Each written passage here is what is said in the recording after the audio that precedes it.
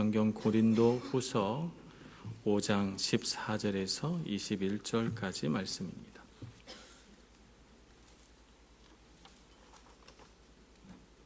신약 성경 고린도 후서 5장 14절 말씀부터 21절까지 말씀 봉독하겠습니다. 그리스도의 사랑이 우리를 강권하시는도다. 우리가 생각하건대 한 사람이 모든 사람을 대신하여 죽었은즉 모든 사람이 죽은 것이라. 그가 모든 사람을 대신하여 죽으심은 살아있는 자들로 하여금 다시는 그들 자신을 위하여 살지 않고 오직 그들을 대신하여 죽었다가 다시 살아나신 이를 위하여 살게 하려 함이라. 그러므로 우리가 이제부터는 어떤 사람도 육신을 따라 알지 아니하노라. 비록 우리가 그리스도도 육신을 따라 알았으나 이제부터는 그같이 알지 아니하노라. 그런즉 누구든지 그리스도 안에 있으면 새로운 피조물이라. 이전 것은 지나갔으니 보라 새 것이 되었도다. 모든 것이 하나님께로서 났으며 그가 그리스도로 말미암아 우리를 자기와 화목하게 하시고 또 우리에게 화목하게 하는 직분을 주셨으니 곧 하나님께서 그리스도 안에 계시사 세상을 자기와 화목하게 하시며 그들의 죄를 그들에게 돌리지 아니하시고 화목하게 하는 말씀을 우리에게 부탁하셨느니라. 그러므로 우리가 그리스도를 대신하여 사신이 되어 하나님이 우리를 통하여 너희를 권면하시는 것 같이 그리스도를 대신하여 간청하노니 너희는 하나님과 화목하라. 하나님이 죄를 알지도 못하신 이를 우리를 대신하여 죄로 삼으신 것은 우리로 하여금 그 안에서 하나님의 의가 되게 하려 하심이라. 아멘. 이사야서 53장 말씀을 가지고 찬송을 만들었군요. 말씀만 읽어도 뭉클한데 이것을 찬양으로 들으니까 더 마음에 큰 감동이 되고 하나님께서 이 찬양을 통해서 영광 받으셨을 줄로 믿습니다. 크리스티아나 차이라고 하는 중국의 한 신실한 기독교인이 있었습니다. 이 사람은 아주 유복한 중국인 가정에서 태어나서 교육을 잘 받은 여성입니다. 선교사님들이 운영하는 기독교 학교를 그가 쭉 다니다가 어느 날 그는 예수님을 인격적으로 만나게 되고 그리고 기독교인이 됩니다. 하지만 이 중국인 여인이 속한 가정은 신실한 불교 집안이었기 때문에 그래서 그로 인해서 이 여인은 많은 핍박을 받게 되죠. 가족들은 그가 기독교인이 된 것을 어떻게 하든지 막아보려고 화를 내기도 하고 달래기도 하고 이렇게 합니다. 하지만 기독교인이 되겠다는 예수님을 구주로 믿겠다는 그의 결심을 돌이키지 못함을 보자 그의 아버지는 노발대발하면서 이 여인이 보는 앞에서 성경책을 갈기갈기 찢어서 이 여인의 얼굴에 던져버립니다. 그래도 꿋꿋이 하나님을 잘 믿고 있던 어느 날 그의 오빠가 예전에 그렇게 화를 내던 그의 오빠가 기독교에 대해서 내게 좀 설명을 해줄 수 있겠느냐고 물어봅니다. 여인은 깜짝 놀라서 이 오빠의 마음이 왜 이렇게 변하게 됐는지 궁금해서 물어보게 되죠. 이 오빠의 대답은 간단했습니다. 이렇게 말했습니다. 네가 이전보다 훨씬 더 행복해 보인다. 이렇게 말했습니다. 그리고 이 행복해 보이는 동생의 모습이 이 오빠가 복음을 향해서 문을 열게 된 계기가 되었죠. 이 오빠에게는 이 행복해 보이는 동생의 얼굴이 어떤 위대한 설교보다도 더 감동 있는 설교가 되었던 것입니다. 교회 나오기는 어떤 사람도 어떻게 이렇게 교회 나오게 됐습니까? 라고 물어보니까 교회 오니까 사람들이 다 행복해 보이네요. 이렇게 대답하신 분이 있었어요. 우리가 세상에 살면서 참 행복해지기가 쉽지 않습니다. 우울하고 슬픈 일들이 참 많고 마음속에 번민이나 걱정이나 염려도 늘 끊임없이 우리를 괴롭혀서 행복하고 싶다는 열망은 있으나 실제로 행복하다라고 하는 고백은 없는 그런 삶을 우리가 살아갔죠. 그렇기 때문에 우리는 누가 나를 좀 행복하게 해줬으면, 내가 행복해졌으면 하는 바람을 가지고 살게 됩니다. 그래서 우리가 교회에 나오게 되면 궁금한 거죠. 저분은 어떻게 저렇게 행복해 보일까? 나도 저 분처럼 행복해졌으면, 이런 마음을 갖게 됩니다. 우리가 이 세상을 살면서 행복하지 않은 이유가 있겠죠. 행복하지 않은 이유가 어떤 것이 있을까요? 우리는 이제 생각하기를 내가 조금만 더 많은 물질이 있다면 행복할 텐데, 그러면서 넉넉하게 사시는 분들을 이제 부러워합니다. 나도 저분처럼 내가 가지고 싶은 것 마음껏 가지고 쓰고 싶을 때 마음껏 쓸 수 있으면 얼마나 좋을까. 그런 생각을 해봅니다. 그것이 우리에게 행복의 조건처럼 여겨집니다. 그러나 가끔 보면 충분히 가지고 있는데도 불구하고 행복하지 않은 분들도 있어요. 그런 경우는 보통 인간관계 때문에 행복하지 않죠. 그러니까 우리는 행복의 조건 하나가 더 붙습니다. 내 주변에 있는 사람들이 나를 행복하게 해줬으면 좋겠다. 내가 이렇게 행복하지 않은 이유는 내 주변에 있는 사람들, 내 가족이나 내 친구들이나 이런 사람들이 나를 행복하게 해주지 않아서가 아닐까. 이 주변의 사람들이 나를 행복하게 해줬으면, 이런 생각을 갖기도 합니다. 근데 사실 우리가 행복하지 않은 진짜 이유는 우리가 우리 자신에 대해서 참 좋은 사람이라고 느끼지 못해서 행복하지 못한 게 아닐까 싶어요. 내가 정말 내 자신이 좋은 사람이라고 느껴서 나는 어딜 가나 당당하고 사람들에게 환영받을 거라고 생각하고 내가 어디에 속하든지 사람들이 다 나를 좋아하고 사랑해 줄 거라고 생각한다면 왜 우리가 불행하겠습니까? 조금 덜 가져도 사람들이 때로 이유 없이 나에게서 돌아서도 우리가 내 스스로 나를 좋게 여긴다면 난 행복해 라고 말할 수 있을 것 같습니다. 성경에 보면 많은 행복한 사람들이 등장합니다만 특별히 하나님 앞에서 가장 행복한 사람 한 사람을 든다면 전 주저없이 다윗이라고 하는 인물을 들고 싶습니다. 다윗은 참으로 하나님 안에서 행복했던 사람입니다. 그의 행복이 잘 그려진 시편이 시편 23편이라고 생각합니다. 여호와는 나의 목자시니 내게 부족함이 없으리로다. 그가 나를 푸른 초장에 누이시며 쉴 만한 물가로 인도하시노라. 내 영혼을 소생시키시며 자기 이름을 위하여 의의 길로 인도하시노라. 내가 사망의 음침한 골짜기를 다닐지라도 해를 두려워하지 않을 것은 주께서 나와 함께 하심이라. 주의 지팡이와 막대기가 나를 안위하시나이다. 주께서 내 원수의 목전에서 내게 상을 차려주시고 기름을 내 머리에 부으셨으니 내 잔이 넘치나이다. 내 평생의 선하심과 인자하심이 반드시 나를 따르리니 내가 여호와의 집에 영원히 살리로다. 이보다 더 행복한 고백이 어디 있겠습니까?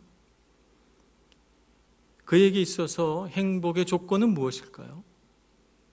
그에게 행복의 조건은 여호와가 내 삶에 많은 물질을 주셨기 때문입니다. 이렇게 고백했습니까? 아닙니다. 그는 여호와가 나의 목자시니 내가 부족함이 없다고 했어요. 부족함이 없으신 거예요. 그는 굶주리고 먹지 못했어요. 오죽하면 그는 주께서 내 원수의 목전에서 내게 밥상을 차려주시니 내 잔이 넘치나이다 이렇게 말하는 거예요. 여기 구절에 들어있는 어떤 함축된 의미는 내가 밥을 먹지 못하는 순간에 내 원수가 나를 조롱하고 나를 비웃고 핍박했다는 거예요. 그런데 하나님께서 내 원수가 보는 앞에서 내게 거하게 상을 차려주시고 내가 마음껏 먹어 배부르게 하시고 내 잔이 가득 차게 주셨다고 그렇게 고백하는 것입니다. 하나님 안에서 그가 얼마나 배부른가 하는 것을 표현해 준 것입니다. 그는 때로 사망의 음침한 골짜기를 다닐 때도 있었지만 그러나 주께서 나와 함께 하신다는 사실 때문에 두려워하지 않았습니다. 다윗이 행복할 수 있었던 이유는 그의 삶의 조건, 행복의 조건이 채워져서가 아니라 하나님이 그와 함께 하시고 그를 도우셨기 때문입니다.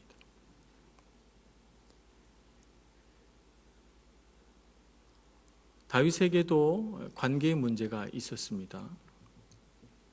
시편 55편에 보면 그에게 있어서 굉장히 심각한 관계 문제가 표현되어 있는데요. 55편 12절 13절을 제가 잠깐 읽어보겠습니다. 나를 책망하는 자는 원수가 아니라 원수일진데 내가 참았으리라. 나를 대하여 자기를 높이는 자는 나를 미워하는 자가 아니라 미워하는 자일진데 내가 그를 피하여 숨었으리라. 나를 정말 책망하고 나를 힘들게 하는 사람이 원수가 아니라는 거예요. 나를 미워하는 사람이 아니라는 거예요. 누가 그러면 나를 힘들게 하고 나를 고통스럽게 할까? 13절. 그는 곧 너로다. 나의 동료, 나의 친구요, 나의 가까운 친구로다. 나의 가장 가까운 데 있는 사람이 나를 힘들게 한다는 거예요. 그래서 다윗의 마음이 괴로워하고 슬퍼하고 사람에게 배신당한 그런 고통으로 몸부림치면서 시편 55편을 쓴 것입니다.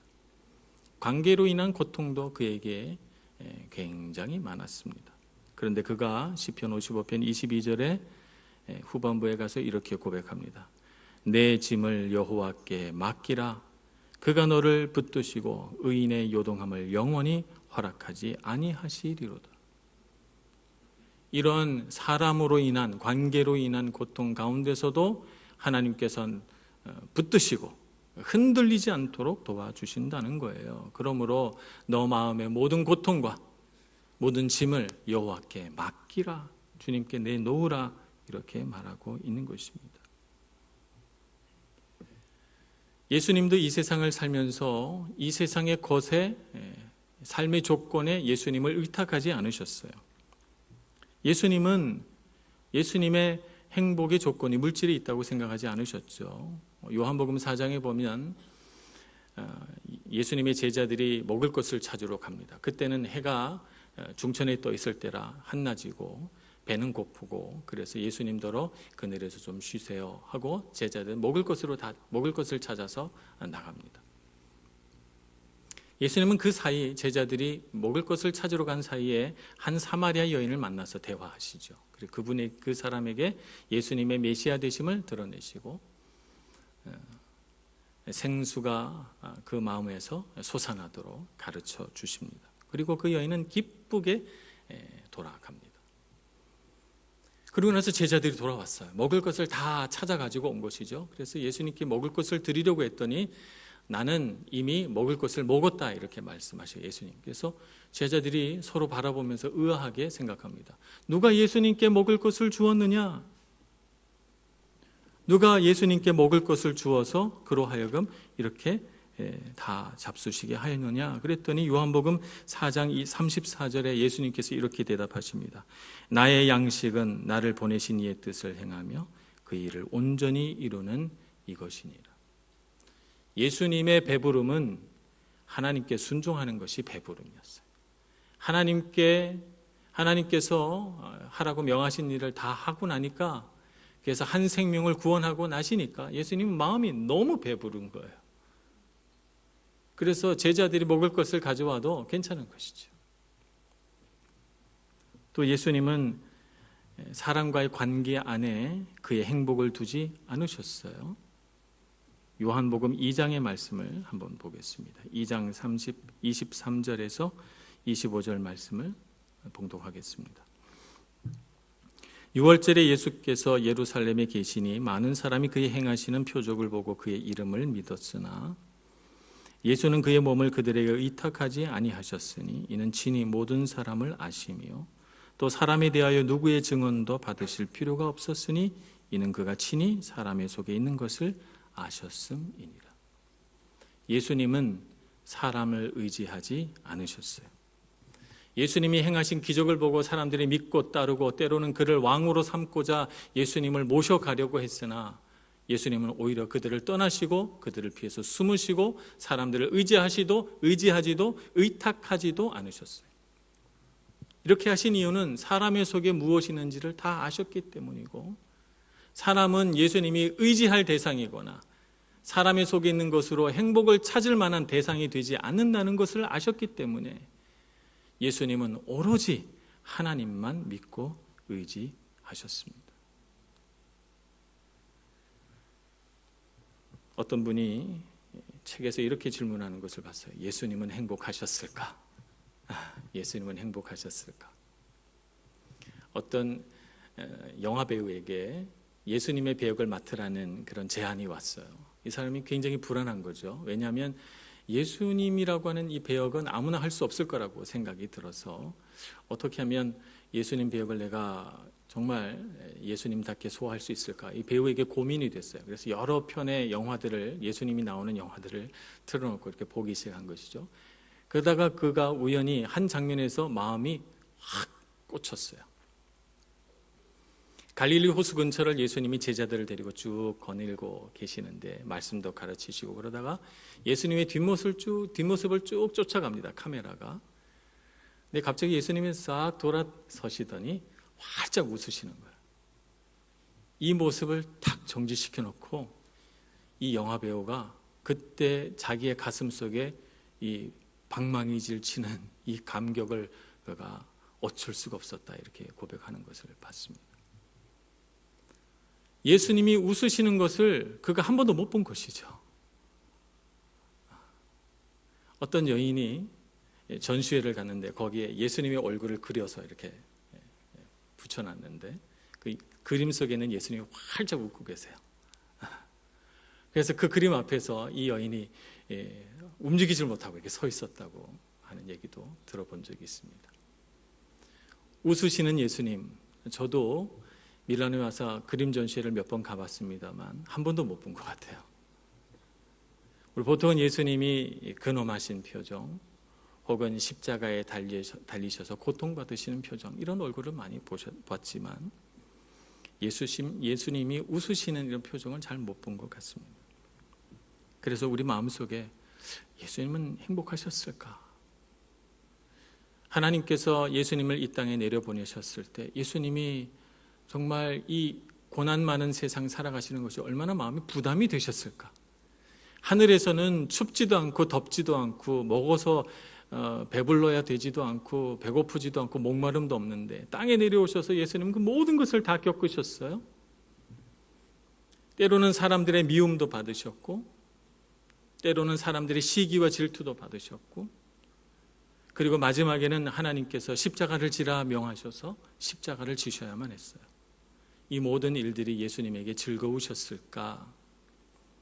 예수님은 정말 이 땅을 사시면서 행복하셨을까?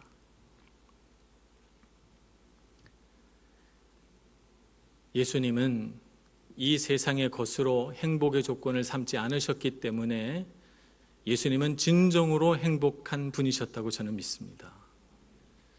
그분은 하나님과의 관계 안에서 행복하셨고 그러므로 그 하나님과의 관계 안에서 행복하신 그 행복을 하늘에서나 땅에서나 변함없이 누리셨고 그 행복한 심정으로 주님께서 명하신 십자가도 지셨다고 믿습니다. 요한복음 15장에서는 예수님의 생생한 목소리로 그분의 행복에 대해서 우리에게 말씀해 주십니다. 요한복음 15장 9절 말씀부터 보겠습니다. 9절부터 11절까지 보겠습니다. 아버지께서 나를 사랑하신 것 같이 나도 너희를 사랑하였으니 나의 사랑 안에 거하라. 내가 아버지의 계명을 지켜 그의 사랑 안에 거하는 것 같이 너희도 내 계명을 지키면 내 사랑 안에 거하리라.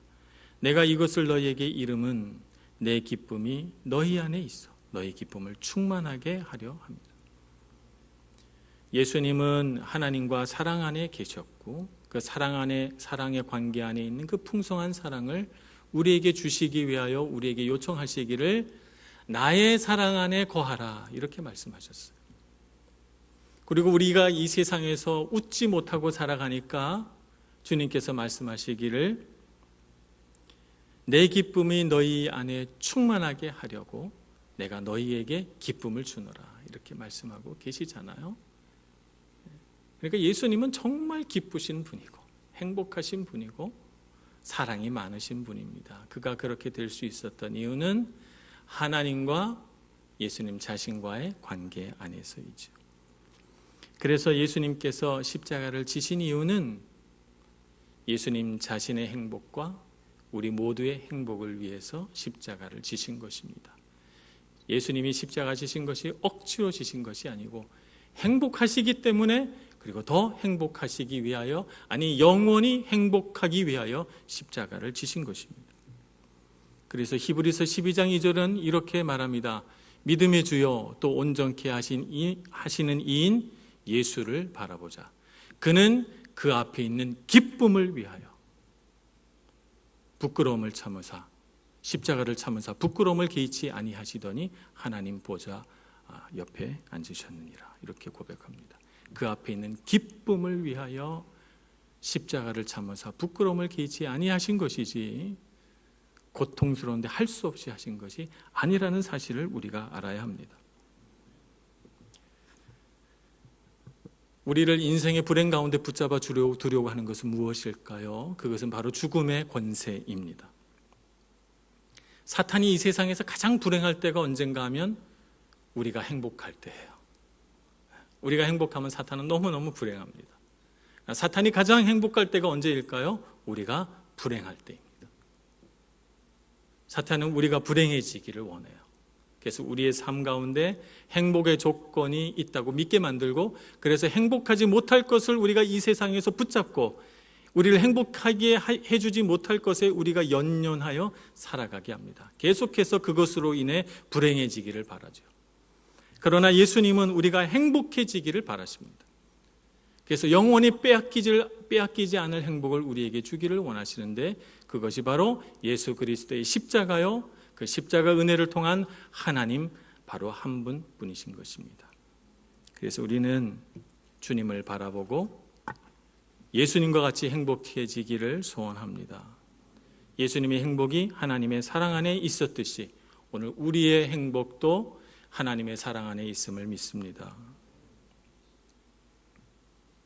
오늘 고린도후서 5장 20절 말씀은 이렇게 말씀하십니다. 그러므로 우리가 그리스도를 대신하여 사신이 되어 하나님이 우리를 통하여 너희를 권면하시는 것 같이 그리스도를 대신하여 간청하노니 너희는 하나님과 화목하라. 하나님과 화목하고 하나님과 행복한 관계, 기쁨의 관계 안에 있는 것이 우리의 행복인 줄로 믿습니다. 이 세상에 아무리 많은 물질을 가지고 행복해 하여도 여러분 속지 마시기 바랍니다. 진정한 행복이 아니기 때문입니다. 이 세상에 아무리 사람 때문에 좋고 행복한 것처럼 보여도 사람은 언젠가는 떠나가고 사람은 우리를 실망시키는 존재임을 알고 하나님만 의지하는 저와 여러분 되기를 소원합니다. 우리는 하나님과 화목하게 됨으로 우리가 또 한 가지를 깨닫게 됩니다. 그것은 바로 우리가 주님과 화목하여 행복해짐으로 화목하게 하는 직분을 사용할 수 있다는 사실입니다. 예수님께서 행복하셨으므로 우리를 행복하게 해주려고 하셨던 것처럼 우리도 예수님 안에서 행복하기 때문에 다른 사람을 보면 행복하게 해주고 싶습니다. 그것이 바로 화목하게 하는 직분이에요.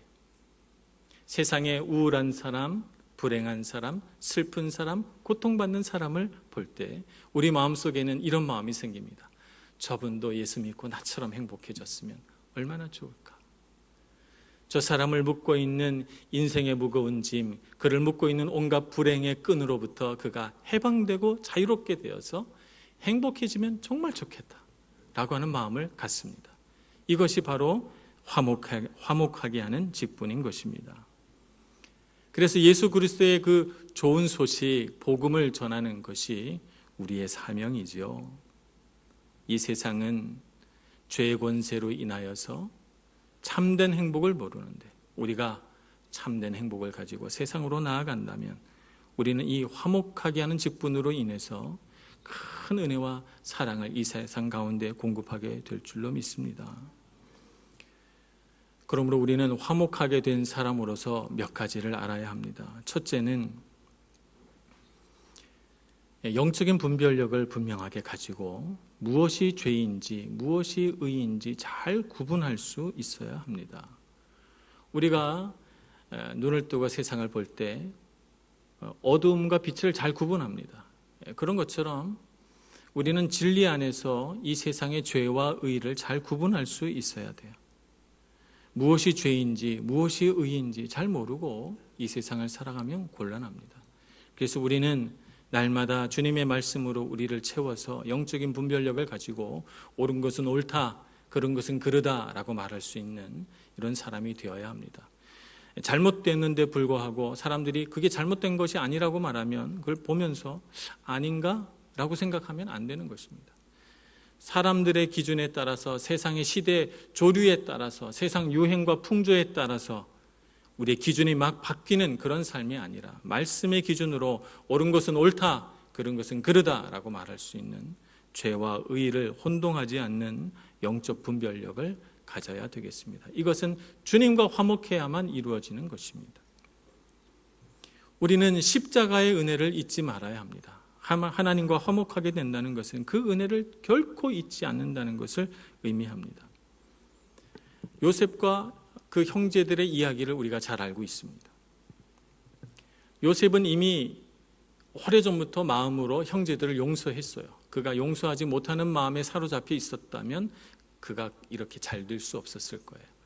이미 오래전에 용서하고 그는 하나님 안에서 행복하게 자기에게 주어진 상황, 어떤 상황이든 잘 이겨내고 그는 애굽의 총리가 되었습니다. 자, 이렇게 용서했다면 요셉의 형들이 애굽 땅에 왔을 때 왜 시험했을까요?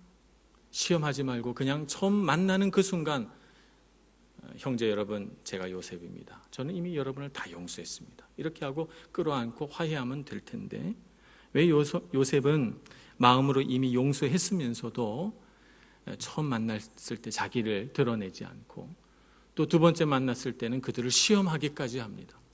베냐민을 붙잡아 놓고 형들이 어떻게 하는가 요셉은 살펴보죠. 왜 그랬을까요? 두 가지입니다. 첫째는 형들이 지난날에 요셉에게 잘못한 것을 회개할 수 있는 기회를 주는 것입니다. 그들 마음속에 있는 깊은 죄책감을 그들의 입술로 이야기하게 만들고 그들로 하여금 우리가 이렇게 된 것은 다 그때 죄를 지었기 때문이다 라고 스스로 회개할 기회를 주기 위함이고, 두 번째는 용서와 화해를 누리고 받을 수 있는 사람으로 그들을 증명하도록 이끌어가기 위함입니다. 그래서 베냐민을 붙들어 두죠. 그랬더니 그들이 예전과 같이 시기와 질투의 마음으로 베냐민을 대하지 않고 사랑으로 그를 아끼고 아버지의 편에는 여전히 변함없이 베냐민을 편애하지만 아버지를 사랑함으로 동생을 사랑함으로 희생하려고 합니다. 자기 자신을.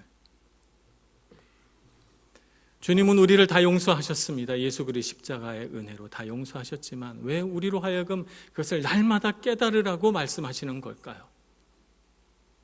우리가 십자가의 은혜로 주님과 관계 맺기 때문에, 그것을 잊어버리면 하나님과 화목할 수 없기 때문에 그렇습니다. 우리로 하여금 주님의 사랑이 얼마나 큰가, 주님의 은혜가 얼마나 깊은가 하는 것을 깨달을 수 있도록 날마다 우리 앞에 십자가를 세워두십니다. 우리는 십자가 앞에서 깨닫습니다. 우리가 얼마나 연약하고 죄가 많은 사람이었던가. 예수님의 용서하심이 없었더라면 나는 얼마나 절망 가운데 살았을 사람인가. 깨닫고 주님 앞에 다시 감사하고 다시 감격하고 하나님과의 그 화목한 관계를 누리게 되는 것입니다. 그래서 우리는 감사하고 즐거워합니다. 주님 감사합니다. 그래서 우리의 모든 연약함, 지금도 여전히 우린 연약하지만 그럼에도 불구하고 우리는 감사하고 기쁘고 즐겁죠. 제가 아는 어떤 선교사님이 금요일 날 돌아가셨습니다. 아프리카 선교사로서 남아공에서 사역하셨는데요. 그곳에는 굉장히 인종차별이 심하고 또 아이들이 배우지 못하고 이 아동들의 인권이 존중되지 않는 곳이에요. 그래서 이 선교사님이 그곳에 학교를 세우고 수백 명의 아이들을 이렇게 다 이렇게 구출해내서 그 학교에서 먹이고 재우고 가르치고 해서 대학도 보내고 이렇게 놀라운 사역을 했던 선교사님입니다. 근데 지난 금요일 날 갑자기 심장마비로 돌아가셨어요. 그래서 그분을 알고 있는 모든 사람들이 너무 안타까워하고 슬퍼하고 유족들은 정말 너무 충격을 받아서 말할 수 없는 슬픔 속에서 장례를 치렀습니다. 오늘 새벽에 장례를 치르고 안장을 하고 그 묘비 사진을 찍어서 보내왔는데 묘비에 이렇게 적혀 있었습니다. Good morning everyone. I am fine. I love you so much. 이렇게 써 있었습니다. 묘비 위에. 저는 아마 주님의 그 부활하신 무덤 돌문에도 이렇게 써 있을 거라고 생각합니다. 주님은 이 세상을 살면서도 행복하셨고 죽으셔서도 행복하셨고 부활하셔서도 행복하셨습니다. 주님 안에서 사는 우리는 살아도 행복하고 죽어도 행복합니다. 그분이 많은 사역을 하고 안타깝게 젊은 나이로 가셨지만 그러나 그분의 마지막 마음은 I am fine, I love you so much인 것입니다. 우리도 이 세상을 살면서 행복하게 주님 주신 시간을 누릴 수 있기를 소원합니다. 이 세상을 사는 날 동안 계속해서 행복하고 모든 행복이 하나님께로부터 오기를 소원합니다. 그리고 우리가 죽는 그 순간에도 우리는 행복해서 우리도 이 선교사님처럼 I am fine, I love you so much 라고 하는 두 마디를 남기고 갈 수 있기를 소망하는 것입니다. 로마서 14장 8절에 이렇게 기록되어 있습니다. 우리가 살아도 주를 위하여 살고 주를 위하여 죽나니 그러므로 우리가 사나 죽으나 주의 것이로다.